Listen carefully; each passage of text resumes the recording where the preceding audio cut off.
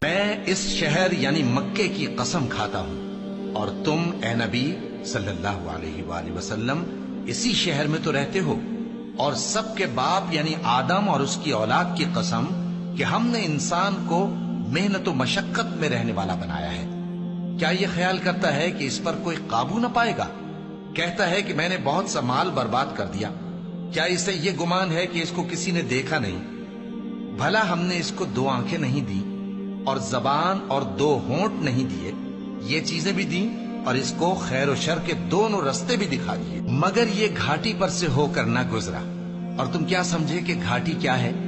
کسی کی گردن کا چھڑانا یا بھوک کے دن میں کھانا کھلانا، کسی رشتہ دار یتیم کو یا مٹی میں پڑے کسی نادار کو۔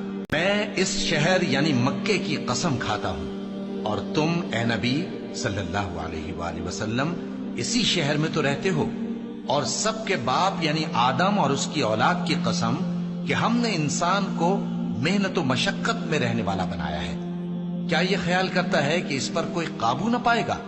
کہتا ہے کہ میں نے بہت سا مال برباد کر دیا، کیا اسے یہ گمان ہے کہ اس کو کسی نے دیکھا نہیں؟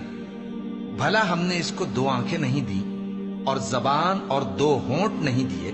یہ چیزیں بھی دیں اور اس کو خیر و شر کے دونوں رستے بھی دکھا دیے، مگر یہ گھاٹی پر سے ہو کر نہ گزرا۔ اور تم کیا سمجھے کہ گھاٹی کیا ہے؟